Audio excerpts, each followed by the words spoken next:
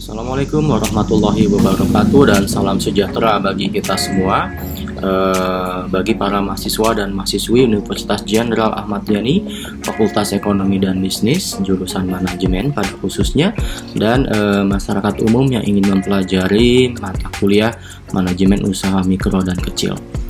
Saudara dan saudari sekalian, hari ini kita akan melanjutkan materi kita minggu lalu, yaitu mengenai manajemen pemasaran di topik kewirausahaan ini.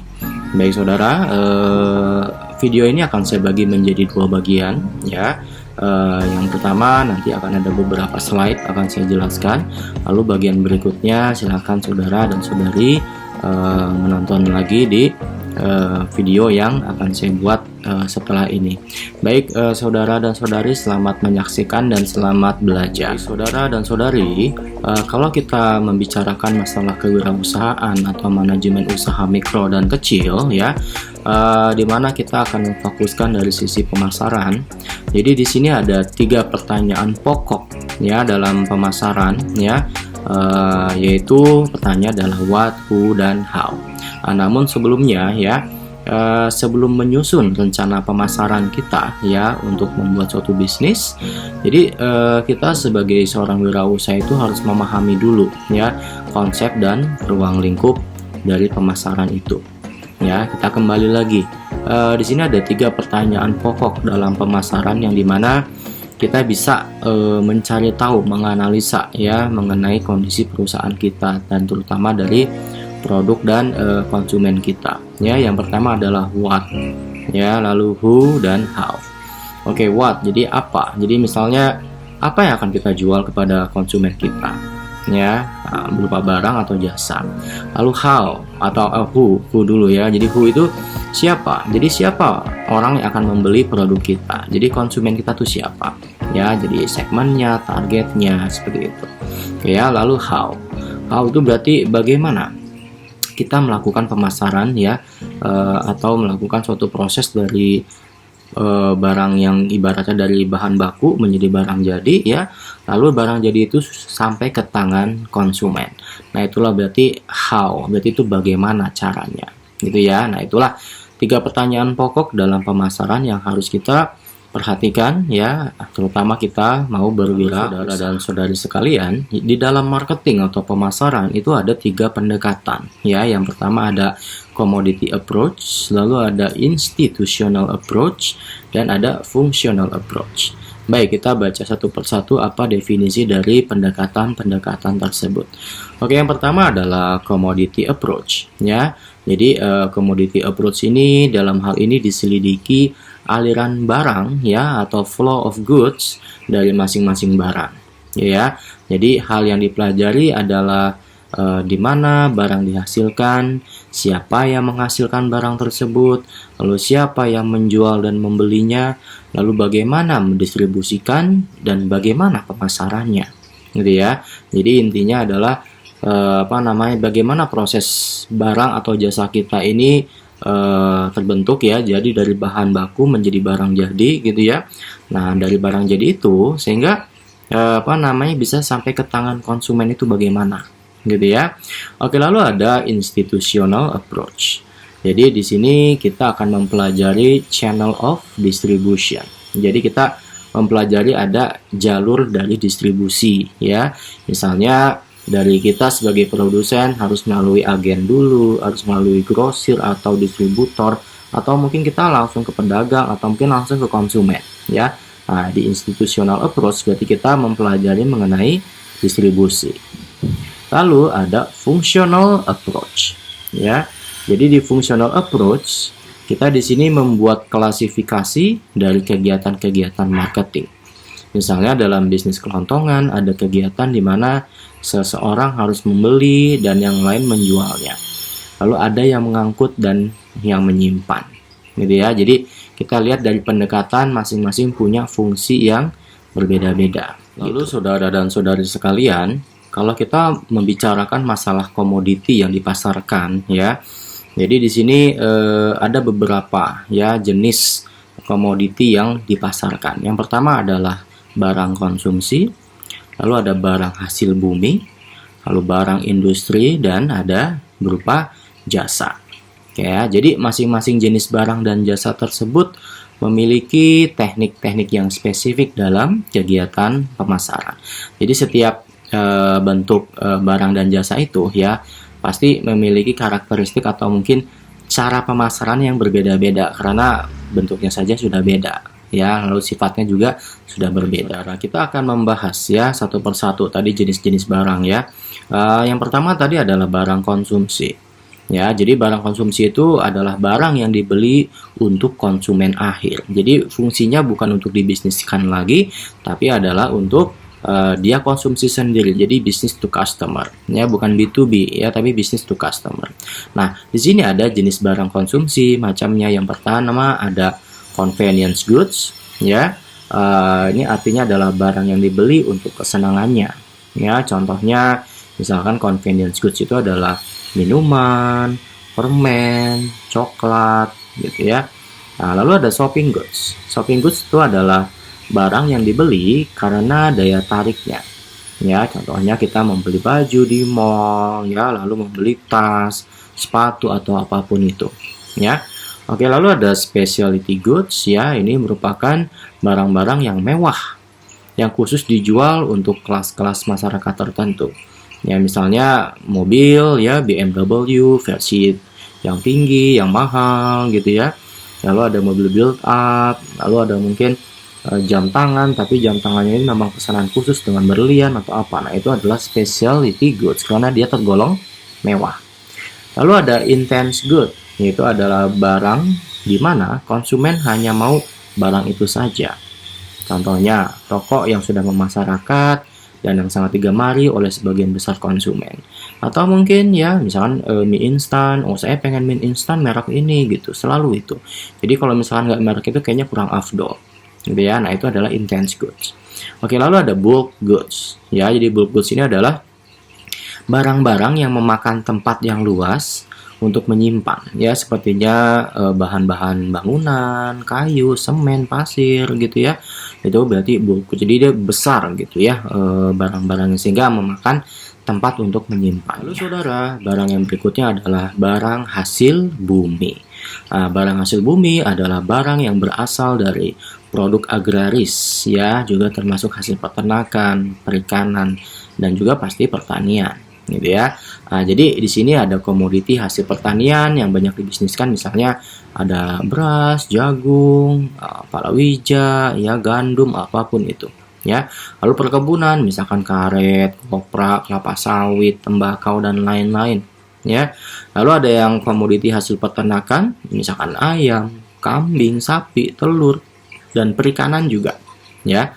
Nah, itu termasuk ke dalam barang hasil bumi. Lalu pemasaran komoditi hasil bumi ini dia perlu saluran distribusi yang singkat dan pengangkutan yang cepat. Oleh karenanya kita sering melihat ya bahwa misalnya dari petani gitu ya, saluran distribusinya nggak lewat distributor dulu, tapi dari petani itu langsung ke pasar gitu ya dikirimnya. Atau mungkin bisa ke pengepul dulu, tapi dari pengepul tuh langsung ke pasar ya. Jadi nggak membutuhkan saluran distribusi yang banyak, nggak perlu pakai distributor, pakai agen gitu ya. Karena apa, hasil bumi ini kan dia mudah kadaluarsa bisa dibilang seperti itu, dan butuh untuk diproses lebih cepat ya, terutama untuk makhluk hidupnya itu. Oke, selanjutnya adalah barang industri ya. Jadi barang industri itu adalah barang yang digunakan untuk keperluan industri membuat produk baru. Contohnya, misalnya kita adalah petani ya, petani kelapa sawit ya. Jadi si kelapa sawit itu dibeli oleh perusahaan ya, minyak goreng ya. Nah, dari kelapa sawit kita akhirnya diolah ya, akhirnya menjadi minyak goreng, dan akhirnya minyak goreng itu dijual kembali ke konsumen akhir. Nah, komoditas kita itu disebut sebagai barang industri. Atau ya kita memiliki bisnis ya, misalkan di bidang elektronik ya. Nah, tapi kita di sini dibantu oleh distributor, lalu mungkin ada komponen-komponen elektronik di mana tuh perlu diolah lagi, perlu dirakit lagi gitu ya, sehingga pada saat sudah dirakit ya misalnya menjadi radio atau menjadi handphone apa gitu ya, akhirnya bisa dijual ke konsumen akhir. Jadi intinya barang industri adalah untuk B2B ya, business to business. Jadi untuk dibisniskan lagi gitu ya. Nah, jadi contohnya tadi ya, bahan baku, mesin, bahan pelumas, dan juga hasil jadi ya. Pakaian ya, misalkan kain akhirnya jadi baju gitu. Nah, seperti itu ya. Oke, lalu konsumen barang industri ialah pabrik-pabrik yang akan mengolah atau menggunakannya untuk produksi. Ya, jadi memang fungsinya buat dibisniskan lagi nantinya. Nah, inilah contoh dari barang industri di mana kita lihat seperti ada karet ya, getahnya itu nanti akan menjadi akan diolah ya, sebelah kanannya itu akan diolah getahnya lalu menjadi karet, lalu karet itu akan menjadi ban mobil. Nah, itulah contoh dari barang industri. Jadi getah karet itu adalah barang industri, sehingga si karet itu dia akan menjadi ban mobil yang akan dijual kepada konsumen ya, atau mungkin kepada industri otomotif yang sesuatu yang bisa dijual di pemasaran itu ya, selain barang berarti juga ada jasa ya. Oke, jasa itu sifatnya berbeda seperti barang ya. Jasa itu dia tidak berwujud dan tidak dapat disimpan ya, sedangkan barang itu dia berwujud, bisa kita pegang dan bisa disimpan. Oke ya, nah jasa tidak dapat dimiliki tapi hanya bisa dirasakan ya. Sekarang kita nggak bisa megang, jadi nggak bisa dimiliki, tapi kita bisa merasakan manfaatnya gitu ya. Nah, jadi bentuk wirausaha pada jenis jasa ya, misalnya ada personal service ya, professional service, lalu ada bisnis, lalu dari sisi finansial ya, dari sisi transportasi, edukasi, entertainment, hotel, apapun itu ya, yang ibaratnya memang kita hanya bisa merasakannya tapi tidak bisa memegangnya ya. Banyak ya, misalkan tadi industri dari sisi biro jasa ya, biro jasa bikin SIM, STNK gitu ya, atau mungkin menjadi seorang guru privat gitu ya, itu jasa seperti itu. Baik saudara, selanjutnya di dalam pemasaran ini kita perlu memikirkan atau memperhatikan mengenai siapa yang memasarkan ya produk, baik itu berupa barang maupun jasa ya. Nah, jadi di pemasaran barang itu dari produsen sampai konsumen itu ada beberapa cara ya. Yang pertama bisa melalui penyaluran langsung dari produsen ke konsumen. Contohnya misalnya kerajinan rumah tangga. Lalu misalkan dari restoran ya, kita butuh makanan, kita pesan ke restoran, jadi langsung dikirimkan ke konsumen. Nah, seperti itu contohnya. Lalu ada penyaluran semi langsung ya. Jadi ada ini setengah langsung. Jadi di sini digunakan satu perantara. Misalnya menggunakan saluran perdagangan eceran ya, misalnya kita mau membeli pakaian ya, tapi ternyata pakaian itu kita belinya dari reseller gitu ya, yang dari pabrik tapi melalui reseller dulu atau melalui distributor dulu. Nah, itu berarti melewati satu perantara ya, berarti itu semi langsung.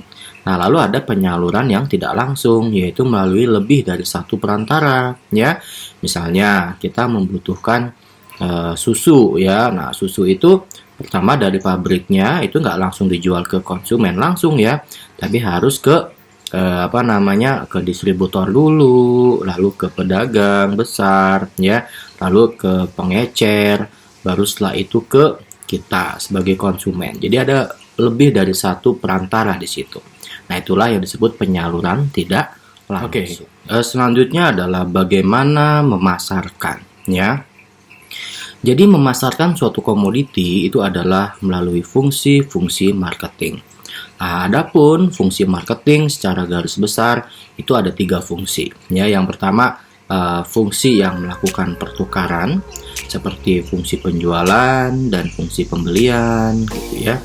Lalu ada fungsi yang melakukan kegiatan fisik barang seperti menggudangkan barang dan mengangkut barang. Lalu ada fungsi yang memberikan fasilitas atau kemudahan-kemudahan seperti memberikan permodalan, lalu ada menanggung resiko, asuransi, nah seperti itu. Lalu saudara, di dalam pemasaran kita juga perlu memikirkan dengan adanya strategi pemasaran kita. Jadi strategi pemasaran ya. Jadi strategi yang dilakukan oleh perusahaan itu merupakan pola keputusan dalam perusahaan yang menentukan sasaran, maksud, dan tujuan yang menghasilkan kebijaksanaan utama dan merencanakan untuk pencapaian tujuan serta merinci jangkauan bisnis yang akan dicapai oleh perusahaan. Jadi itu strategi perusahaan ya.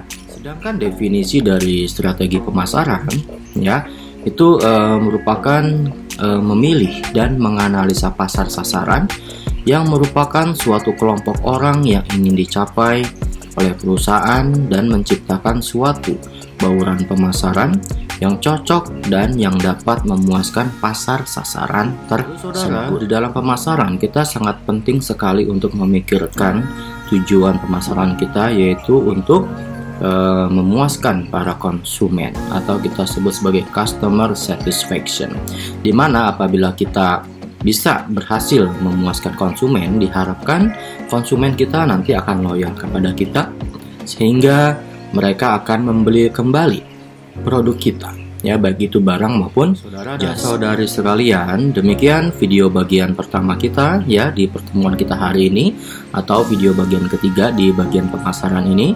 Selanjutnya kita akan lanjut ke video bagian keempat atau bagian kedua di pertemuan kita hari ini, masih mengenai pemasaran ya. Baik, sampai ketemu di video berikutnya.